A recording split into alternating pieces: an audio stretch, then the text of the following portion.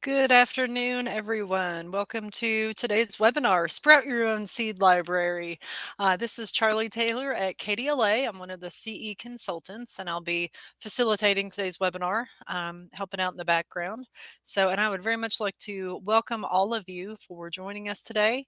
I think it's going to be very enjoyable, hopefully learn lots of great stuff to help with this topic. And I do just want to walk through a couple of housekeeping things before we get going.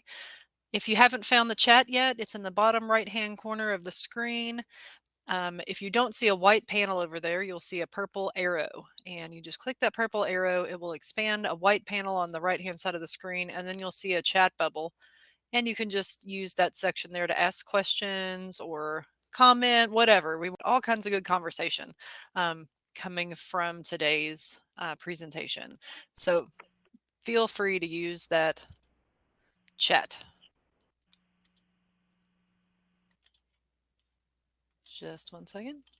Okay, sorry about that. Coming back in. And also, if you have any technical issues, something with the sound or whatever, feel free to use that chat. I'll be here monitoring that. And Jennifer is going to take questions as we go today, so feel free to use that chat. If something pops into your head, we won't forget. Go ahead and ask it, and we'll address it. We do have a copy of the slides available. It's back in that Blackboard Learn course room, which should still be an open tab on your computer right now. So you can just pop back into that room to get it. It's under the slides and PDF section. The webinar is being recorded, and it will be available within 1 week at the latest in our online learning portal for you'd have to go back in and re-register for it as an archive webinar or share it with any colleagues, anybody in your community who's interested, but it will be available in the next couple days.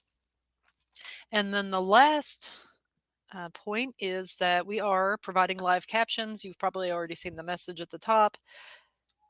And I'm putting a link in the chat right now to stream text. And you can click that link to open up the captioning in a separate tab as well if you prefer. So you have two options on viewing those captions. So I think that is everything. Looks like the sound is good as far as I can tell for everybody who's logged in. Thank you, Mary. Got green check mark. Awesome. And as I said, again, feel free to use that chat for questions. And our presenter today, we want to give a big round of applause, a big thanks to Jennifer Mattern. Jennifer is a reference librarian at the Clark County Public Library, which is in Winchester, just a touch east of Lexington. And Clark County has tons of experience on this topic, and we're super excited to hear from you, Jennifer. So I'm going to mute myself, and you can unmute and come on and take over. Okay, thanks. Everybody hear me okay? I'm sure I'll find out if you don't. Thank you all very much for joining me today, and hopefully this will be a good, it's a good topic for a horribly rainy day to remind us that spring is right around the corner. Maybe winter again, then spring again, but it will come sooner than later. I am in Winchester, Kentucky, and we have done the Seed Library. We are now, well, it's a perfect time to do this presentation because it's very fresh on my mind. We are knee deep in seeds right now. We are getting ready in 2 weeks to open up our seed library. We open on March 1st, and this is going to be our 8th year. So we hopefully have learned a lot from failures that I will share with you, and best practices that we found. Obviously, it's dependent on everybody's library, size of library, and also your patron interest. Why do a seed library? I will be very honest, and if those of you are already doing one, you know, it is a lot of work. It does take a lot of time for whoever you end up using to get everything together. And but I have to say, despite that, it really is worth it. It is our patrons. They've already asked about it. They start asking about it around Christmas time. I mean, everybody is super on board with this program, and we've got a lot. I'll go over numbers in a little while, but we get a lot of participation in this. One of the reasons that it's great for libraries is you get a brand new patron group into the library. And I don't know for you all, but I get surprised working the reference desk and helping somebody maybe with a notary or a fax that say, I've never been in this library before. And that's always amazing to me. And this brings in a new group. And honestly, a lot of them only use it for the seed library. I mean, we get people that come in, we do require that you have a card with us to use the library. And we have people that will come in and get a new library card, and they might only participate in the seed library. And that's okay because they do get to come in and see other things that we have to offer. And hopefully, by word of mouth, they let other people know, and maybe somebody else that they recommend the seed library to comes in and becomes a regular library user, which is the ultimate goal, obviously. Gardening, it's great for all age groups, and it's a good way to present it to families and in all different levels of gardeners. I mean, this people can be a beginning gardener, and we have people that actually have greenhouses that produce a whole lot more produce than what your average like backyard farmer is. And this is good for all levels. We have people that we well I'll go over that in a minute, but we do have smaller versions of it that people don't have to get seeds that they're not going to necessarily use. And we do have people that will just use them for container gardening. They may only have a patio, but they can grow herbs or grow flowers in pots. And we get pretty much every type of gardener you can think of comes in, and the kids love it too. We also know now produce is super expensive, groceries are super expensive. It's a good way to help put healthy food on your community's tables. And we have people that will come in and have grown so much zucchini or beans that they'll come into the library to give us extra produce. So it's really a way to help cut costs as well. We use it to tie in programming quite a bit. And I've got a list of some examples that we do later on in the presentation. But it's a good way to get, if you're kind of looking for summer programming, it's very, very easy to tie in different programs for, again, for kids, teens, adults in with the seed library. It's also a really good way to partner with other local groups. We go to the farmers market once the season opens to represent the library, but we also will hand out seed packets there just as a freebie and to get people interested in asking about it. We also, the farmers market here likes to, at the beginning of the season, they like to have plants to give out to the kids just to encourage kids to get interested in gardening and produce, and we will donate seeds to them. So they'll use maybe our tomato seeds and start early and get some to the place where they can actually hand out a plant when people come to the farmers market, and we like to help donate to that. We also, the extension office is a really good group to collaborate with. I don't Ours does a lot of cooking classes. They also do healthy eating. They do gardening classes, and so it's a very natural partnership to have with the extension office as well. You can also, we have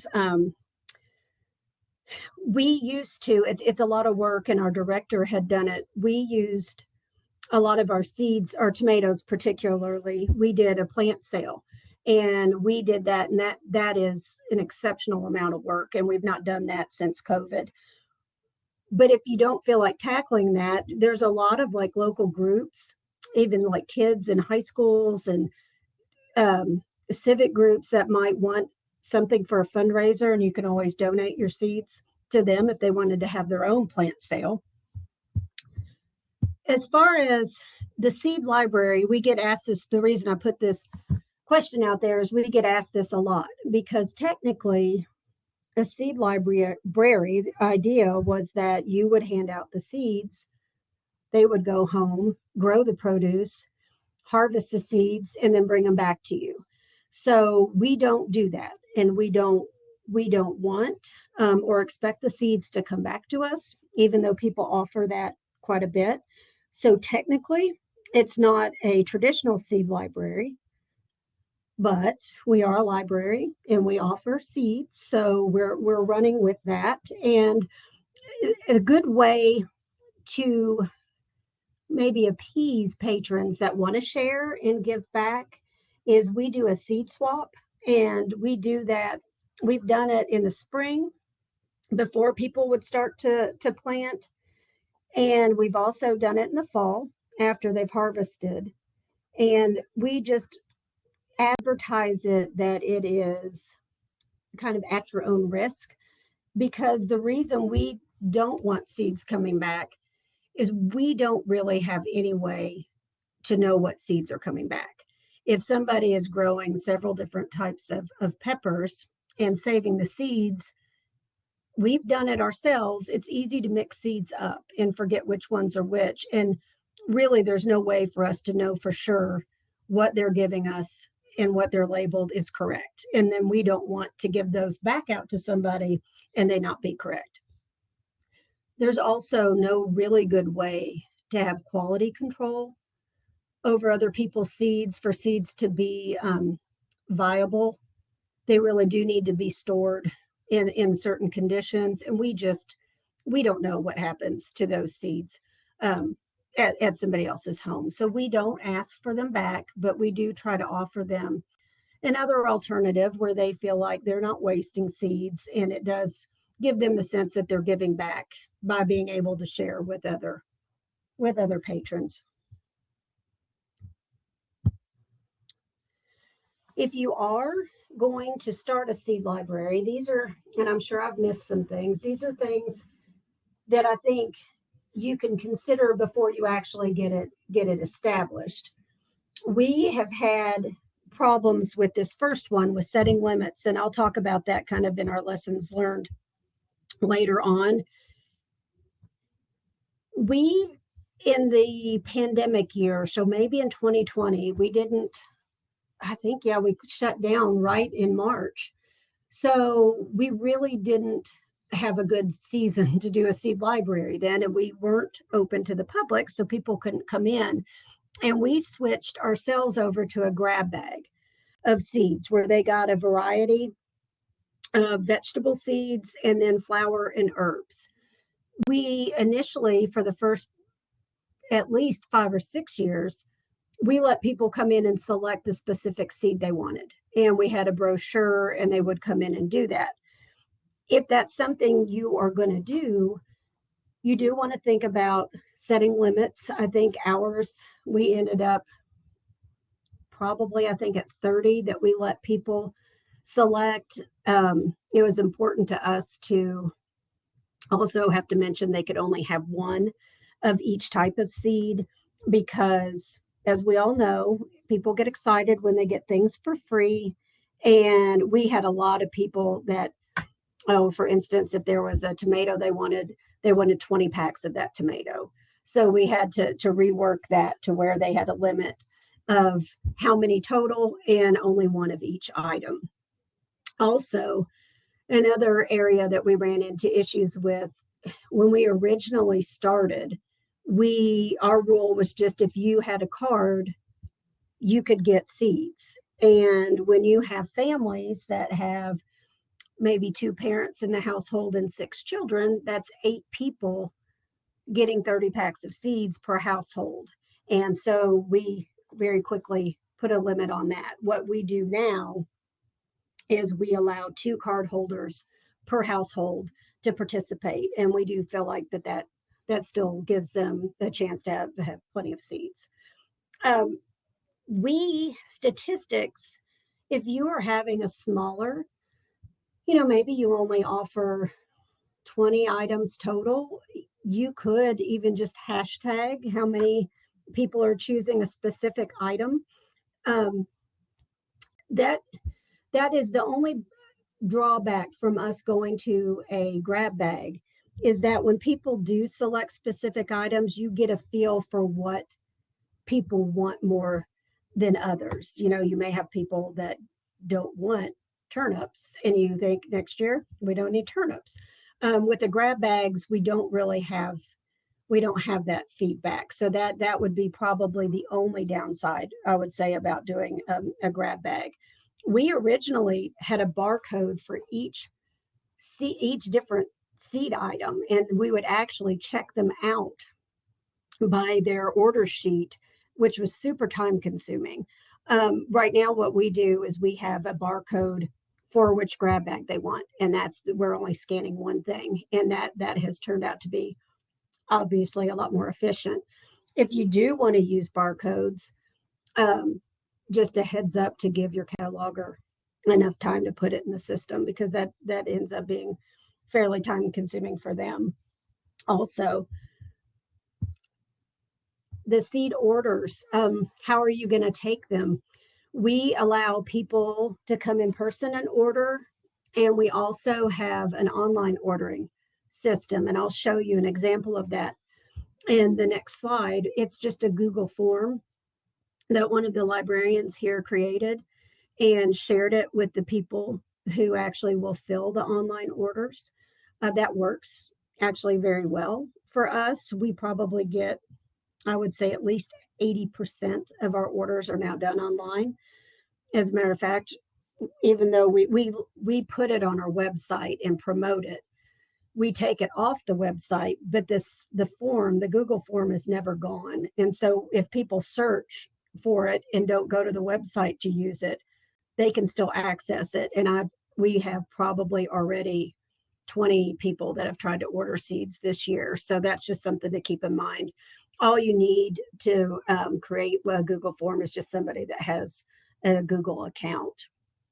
And also to consider who's going to fill the orders, especially in the first days. It's busy, and who's gonna be responsible for checking the online, for filling them, for contacting them? Um, where are they gonna pick up the seeds if they come in person? Who do they go to for that? And your turnaround time. We, especially for the online form, one of our stipulations is there's a 48-hour turnaround time. Ideally, if we have them, we just automatically fill the order and contact them and let them know. But when in the position before, where after maybe a really busy weekend, that we have to restock, and you'll notice that it's a constant restocking, relabeling, repacking, and the 48 hours gives us time if we need it to get caught back up, and then contact people to pick up the orders. And also consider how long you're going to hold them. Our online orders, what we do is the same thing we do when people put items on hold. We hold them for 7 days, and we tell them that when we contact them. And we give them one courtesy call that they are nearing the end of their hold time. If they do not pick up after the seventh day, we just take the order and reuse it for somebody else. Also, we get a lot of patrons that wish we did this year round.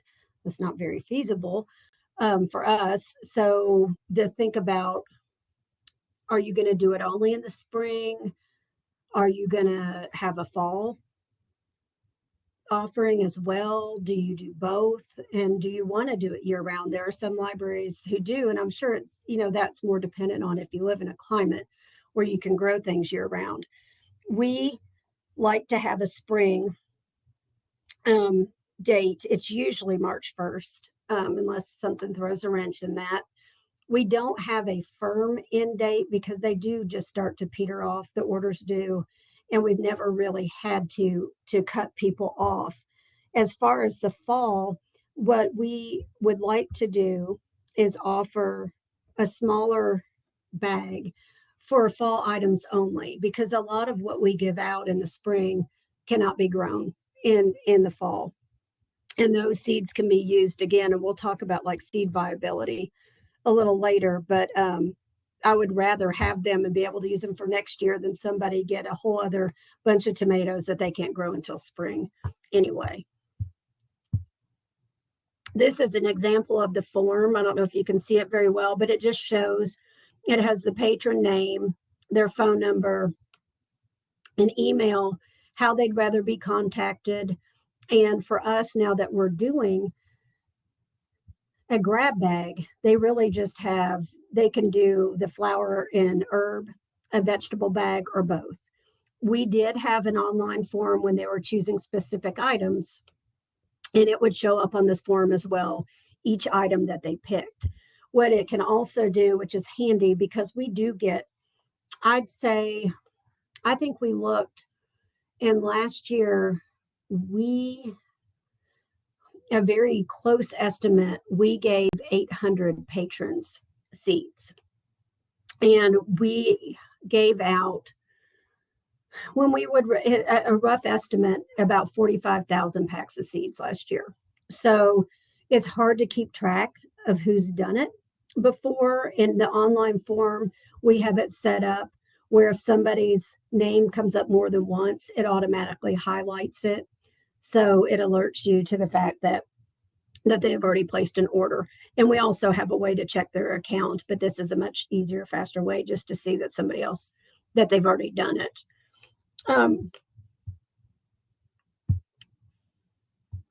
Who can use the seed library?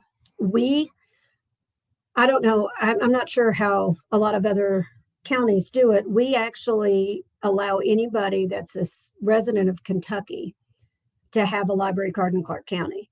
So we don't, it's not only, our patrons are not just county people. And so we had to think how we wanted to do that as far as the seed library. Did we want out of county patrons to also be able to participate? We talked about new patrons. Do you want somebody to come in brand new, like I said earlier, to only get the seed library and that's all they would do? Or do you want it to be existing patrons only? We find it hard to turn down anybody, especially if our policy is that if you can get a card, then you should be able to participate in the seed library just like any other card holder. And nobody really wanted to police that. And we did, the director and I for years traveled and did an heirloom tomato program, and we would talk about it. So at one time, we would get a lot of those because we were in a lot of different counties. Of those people that attended the program, they would come and use our seed library. And I did put an added burden just because it was, I mean, we would get people driving from Rowan County and Franklin County. For the most part, now that we're not doing those programs, we don't see such a big influx of out of county usage, but it's something to think about for sure. Who's going to pack and label your seeds? It takes quite a bit of time. We right now use just employees that do it. We have had volunteers help us in the past, and as a matter of fact, our the head of our young adult department has offered, even when the teens come in for their advisory meetings, that we could put them to work if we wanted to as well. We also, I don't know about other libraries as much, but we for a while were getting a lot of people coming in to the library to see if they could do some community service hours. And we have used people in the past that needed hours to label packets. It's entirely up to you all. Speaking from personal experience, if you've got a good kind of core group of employees that do it and then will continue doing it, it's faster, and you also don't feel the need necessarily to to monitor and to watch and to have to be there with them, and that makes a big difference for us, because a lot of times if you're using different volunteers, you're going to have to show each person every time how to do it, and it just is better for us that we use employees. But you can certainly, if you have people willing to help, that can take a lot I mean, a lot of libraries don't have people that can, I mean, we sometimes are packing seeds for hours out of the day, several of us, and a lot of people don't have that luxury. So that would be where volunteers probably would work well for you all. What materials do you need? Well, most importantly is the seed. You do want to purchase a good quality product from a reputable place. These are our main companies that we order our seeds from. We order in bulk because it's cheaper and you don't have to, but it does make a difference. But if you're not, depending on how much interest you're getting, you may not want to end up with a huge 5 pound bag of beans. Some companies, like in the very beginning, they would donate seeds if you tell them what you're doing. And that's nice. It helps cut down on costs. But what we found was there was no, like, you got what they wanted to donate. So you didn't have any say so in what seeds came. So while it helped with cost, obviously, they may send you seeds that your patrons really are not interested in. We spend ourselves about, in the budget just for seeds alone, not the other materials you need, we spend about $1,500 a year on seeds. We are part of our director, who's actually leaving in a couple of weeks. Um, she started trying to get other libraries interested and did a seed consortium where she bought enough to split up between the other libraries. And they're not all of them, but a lot of them were smaller than Clark County. And just to give you an idea, some of those libraries spent closer this past year to like $450.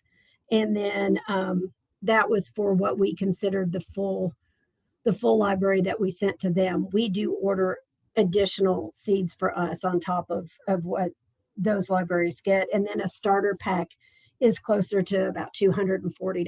So there's no need to spend that much money on seeds. That's just pretty much what our demand has been. That doesn't take into account the cost of some other materials that I'll show you in a minute that you um, need to tack on to that.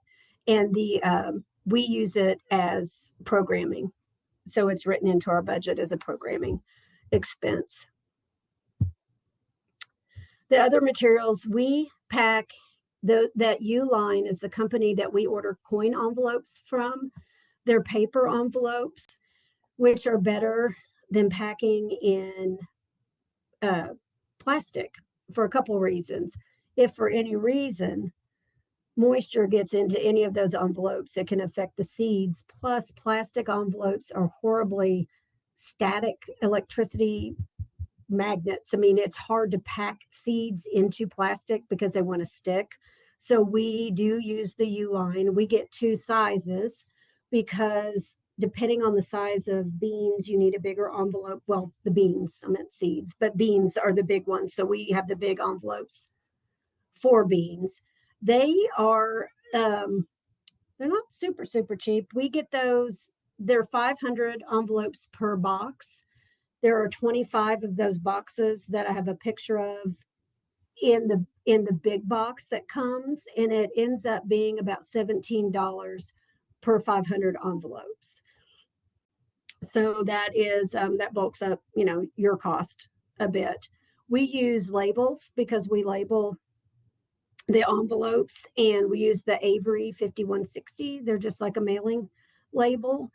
The really nice thing about Avery is you can create a profile and actually save it as a project and have all of your seed stored per sheet. So there's 30 per sheet. So from year to year, if we're using the same item, we already have it and we don't have to create another label, and you can just log in and print that. We do print in color. You of course don't have to, but it looks pretty with the green and the spring. But we have found that to be much easier than any other way of labeling your packet. We need a lot of glue sticks. That's what we use to seal the envelopes.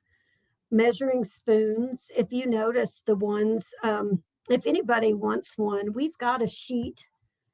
It's it's almost like a measuring guide for each variety item.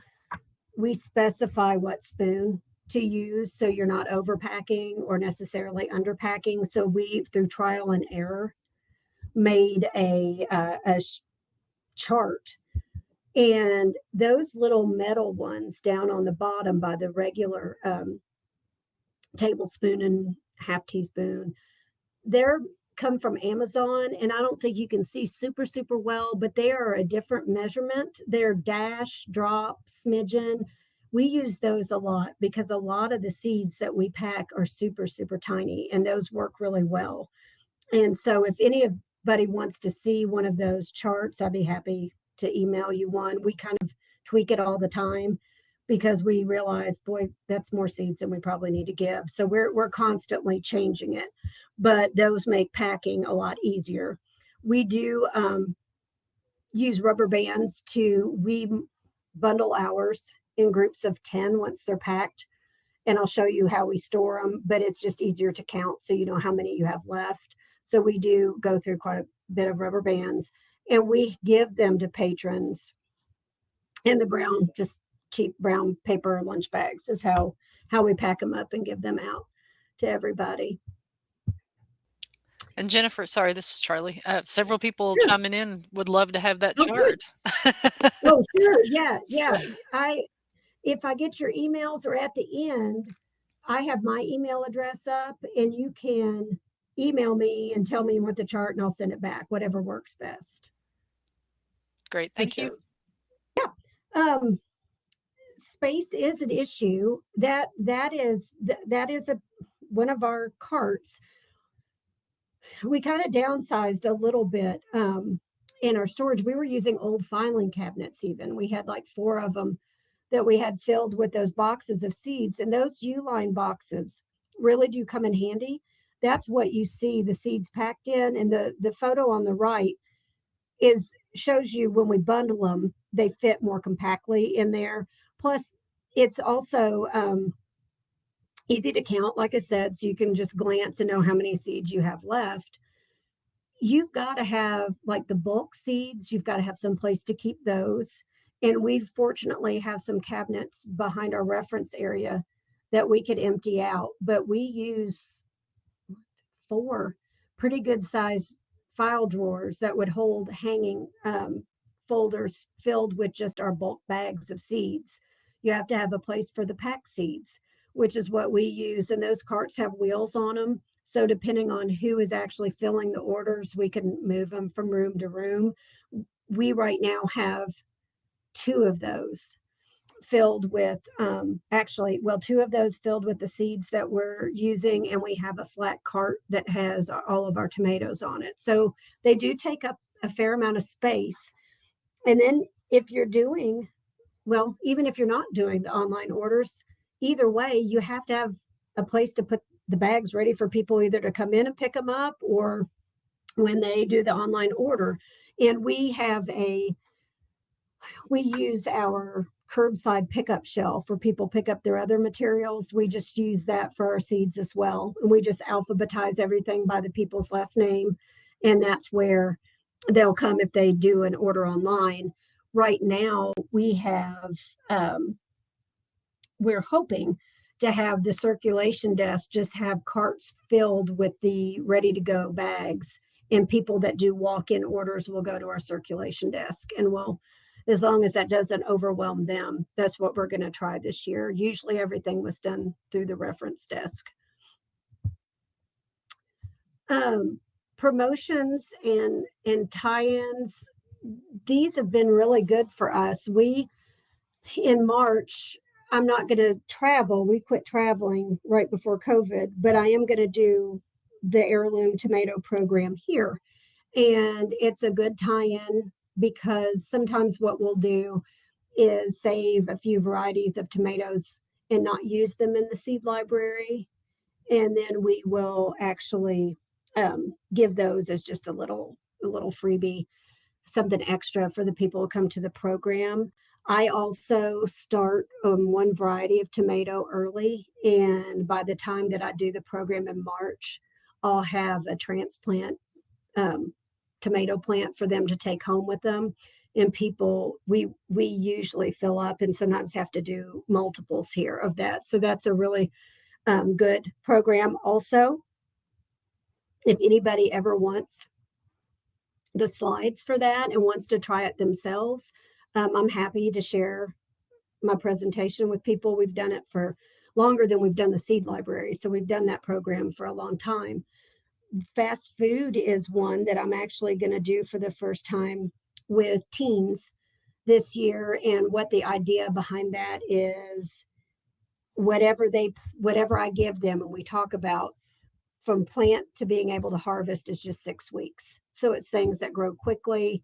It's probably, hopefully, good for teens that don't want to invest in waiting for months for a tomato to produce. So we're going to try the fast food with teens. We've done it for adults before. I'm also going to, we've done several pollinator programs where because we give out flowers and herbs, which are good pollinators, that we talk about the butterflies and hummingbirds and different things you can attract, and why that's beneficial to plant pollinators. And I'm going to do that for the teens and tweens. And hopefully, we are going to try to just get a little raised bed going and let them create their own garden, which I think will be, if it's successful, would be good. So they can track maybe the butterflies that come and the birds. Photos on social media are great. People really like to share what they've grown and their success stories. And so we like to post those once it's time, for people to actually harvest them on Instagram and on Facebook. We do t-shirts here. Primarily it was started, our director actually designed them, and they were just for employees, and it just kind of was a promotional thing, like a summer reading t-shirt, to get people asking about it and excited about it. But you very easily could sell them too if you wanted to do it as part of a like fundraiser to help pay for doing a seed library. Cooking classes, I'm going to try with my tomato program to get people to share their favorite, like, first tomatoes of the summer, favorite recipes, and see if I can't tie in a later program where we collect those from patrons and then maybe make some of their recipes once, in July, when we're starting to get some of the tomatoes in. We've also done, oh, we did like a vegetable heavy one once, just back when people, it was big to like spiralize your veggies. I don't know if people still do that as much, but we did a program with that where people could use what they grew from the seed library. The seed exchange that I talked about earlier, people really did like that. And they like to talk about, if you're a gardener, they like to talk to other gardeners.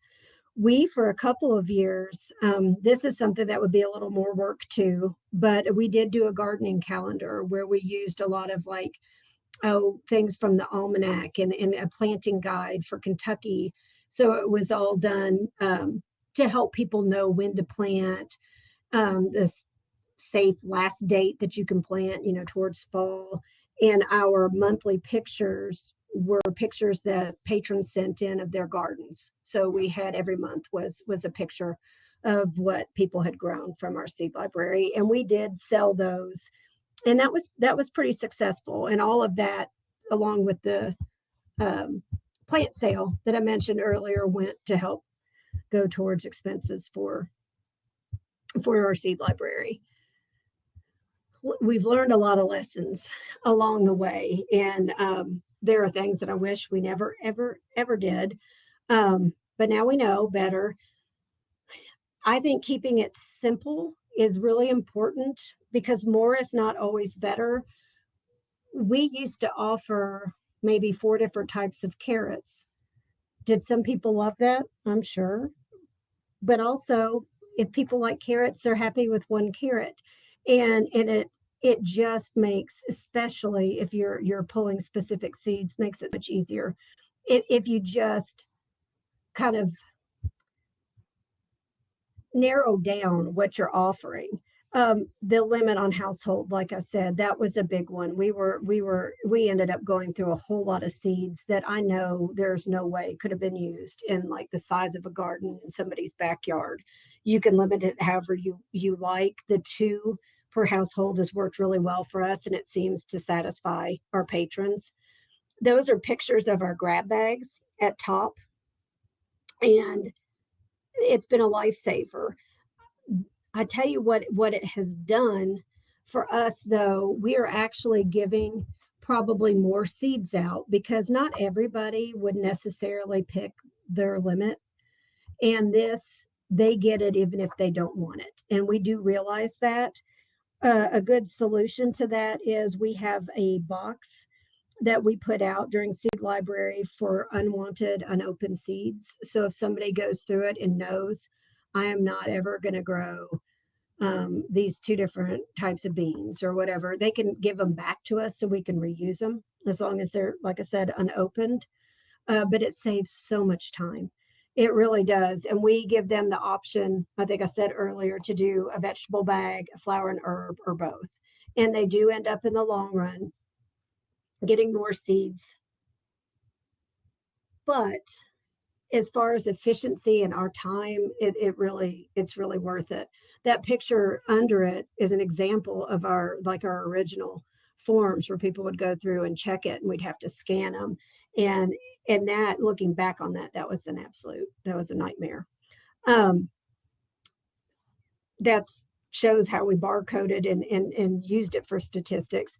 That is the one thing that is nice, but hopefully that you know what people don't want for next year. So you know not to what to maybe bother with ordering again. But I'm hoping that by having a place for unwanted seeds, that'll also kind of fill that void a little bit. Um, Label before you pack. You can label your seeds, your packets with seeds in them. It's much harder. It's easier to label an empty envelope. Seed packing setup helps your speed a lot. That's just an example of like what I do. Again, those U-line boxes come in handy because you can stand the envelopes up in it. That really does help fill much more quickly. Um, those are some of the bags that the bulk seeds come in still tend to have kind of a little bit of static in them, and it's much easier to pour them into like a coffee mug or a little bowl and actually pack from that. That we've learned. So everybody that packs, we have a little kit that if somebody had to do it from home, like that goes out and they have all the necessary equipment in them. We were really stupid in the beginning and licked every envelope, and I'm even embarrassed to say that we did that. I don't know why we thought we had to, but we did for a good probably year and a half, and that is horrible.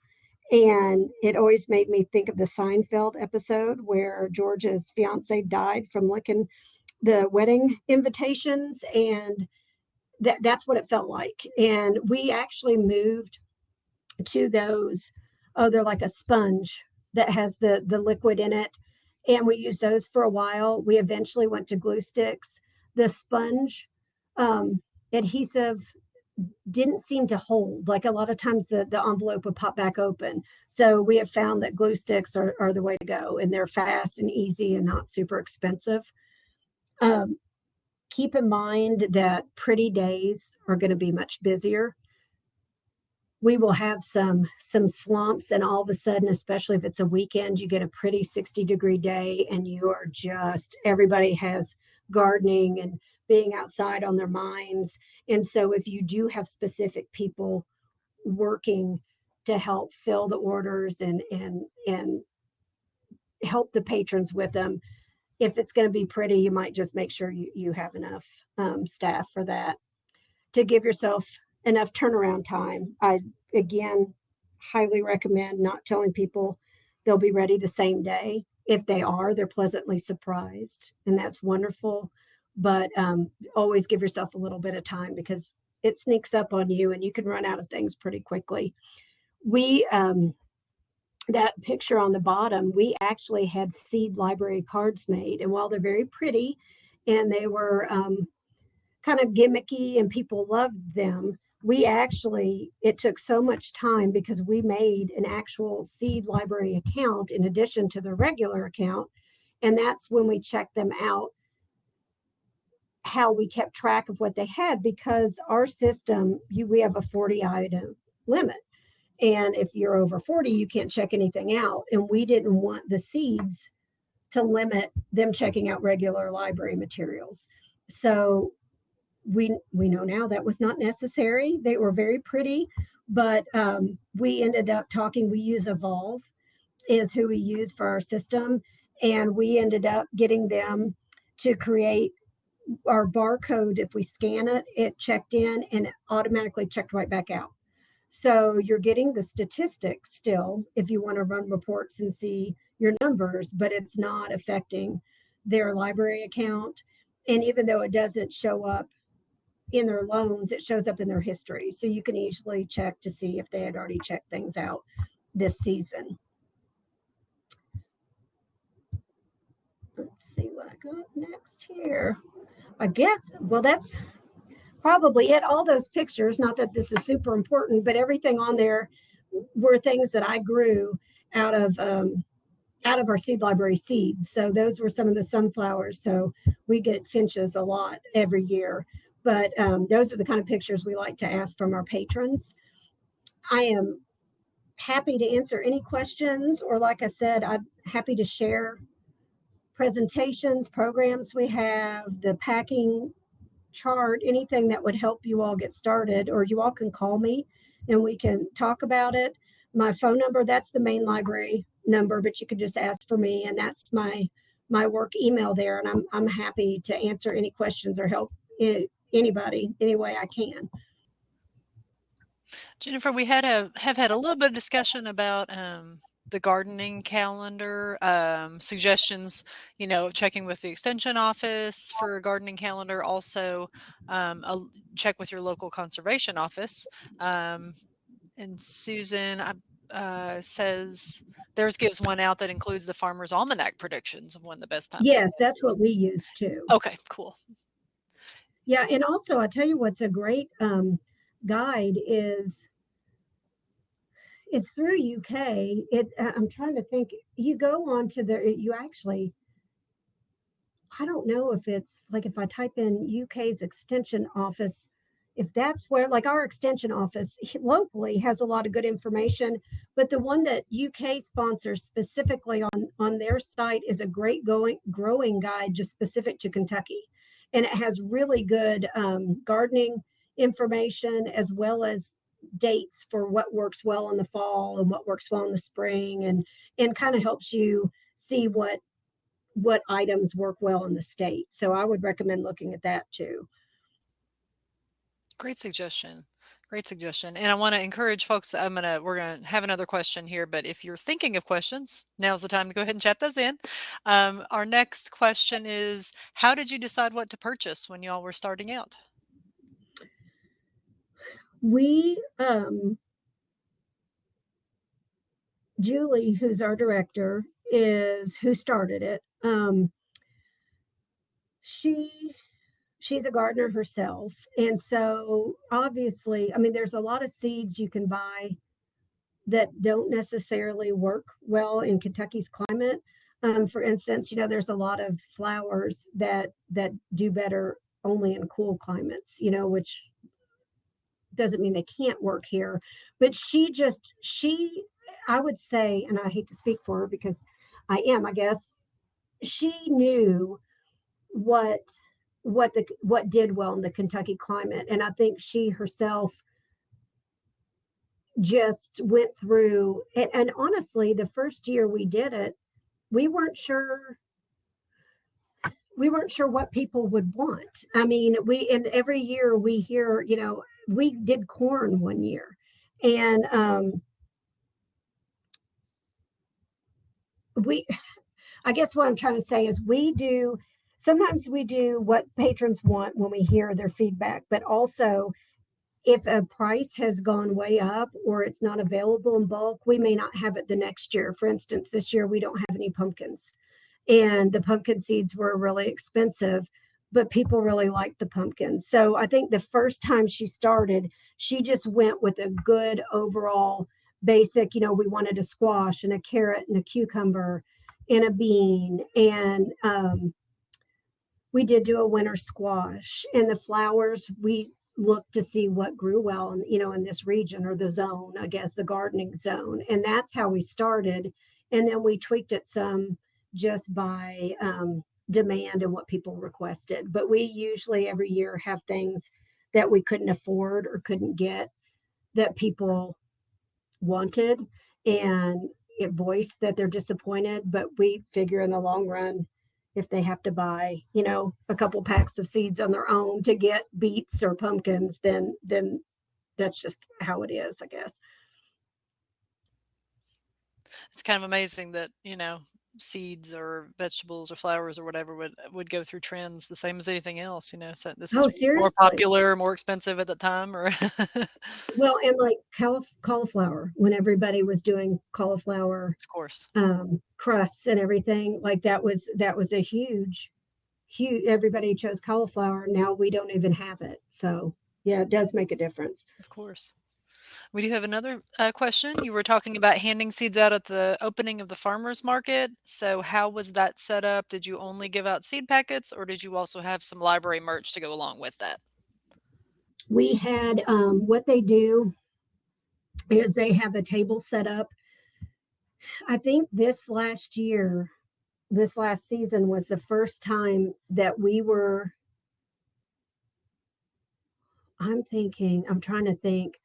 They don't go every weekend, but they would go, I think, twice a month.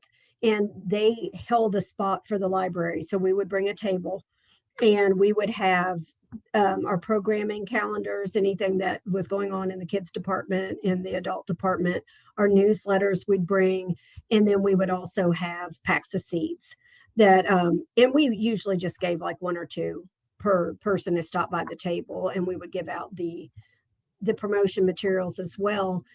Every once in a while, they have gone places and done the same thing, and also taken a computer and signed people up for library cards. So that happens. They did not do that this past year, but they worked with the farmers market, set certain dates, and we had a certain area that we came and set up in every time. Awesome. And I want to just throw out there too that and Ashley, I don't know if you've seen this or not. In the webinar that we yeah, she said just Ashley, so just like almost like a seed mobile. Yeah, Good point. yeah. We had a webinar in December, Best Programs of 2022, and the Henry County Public Library has a farmers market that they run. So if that's of interest to you as well. So, but they collaborate with other groups in the community. But I'm just going to put the title of that webinar in the. Well, there's the link to it on YouTube. Anyway, Best Programs of 2022. So they talk a little bit about that and how they set it up and what kinds of things there are that. So I think that's all of our questions. Let me just do a quick wrap up. If anybody thinks of any more questions, please go ahead and chat those in while I'm doing this. We thank the Institute of Museum and Library Services for their sponsorship of our services that we're able to provide here at KDLA, including this webinar. And we want to thank all of our attendees very much for being with us today. And if you're watching this recording, thank you for watching this as well. And if you have questions that we can help with at KDLA, we've got our certification email there that you can always feel free to use, and a link to our online learning portal as well. And of course, y'all, I'm sure, want to join me very much in thanking Jennifer for taking the time to put this presentation together for us, and sharing your experiences, the ups and downs, the good and bad, and fabulous pictures and all the good stuff. So thank you so much, Oh, Jennifer. you're welcome. You're welcome. Thank you so much. And before everybody leaves, I'm just going to pop in a link to a survey about today's webinar. If it's 4 or 5 questions, real short, and we would really appreciate your feedback on that. The webinar was recorded and it'll be available in the online learning portal within just the next few days. PDF of the slides are still available in Blackboard Learn. Those will become unavailable in a couple days once the course is closed out. So if you want those, I'd recommend going ahead and getting them. And if you're watching this live, you'll be receiving a certificate of attendance, and that will be available in your dashboard, your learner dashboard, within about a week. So not seeing any more. Oh, I see. Hold on, Ashley. Should we email you to receive copies of the charts and documents? Sure. And Yeah, that would be great. let me go back to that slide. There's Jennifer's email. Whoop, I can't spell. I'm just going to pop it Well, in the and chat.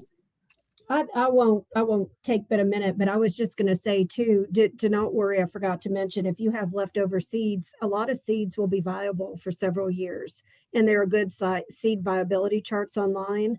So if you end up not using all of a certain seed, you can also do like the germination tests yourself, just to see how well they do. But don't throw them away for sure. I mean, a lot of them can be used for the next couple of years, so you don't feel like you're having a lot of waste. And I meant to mention that and forgot.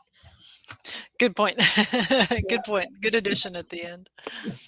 All right. Thank you all so much for joining us. Jennifer, again, thank you so much. This is greatly you're appreciated welcome. for us and for everybody out in the state as well. So, and whenever everybody's ready to leave, you can just close out this tab. And we appreciate your attendance today and see you in the future. Everybody take care.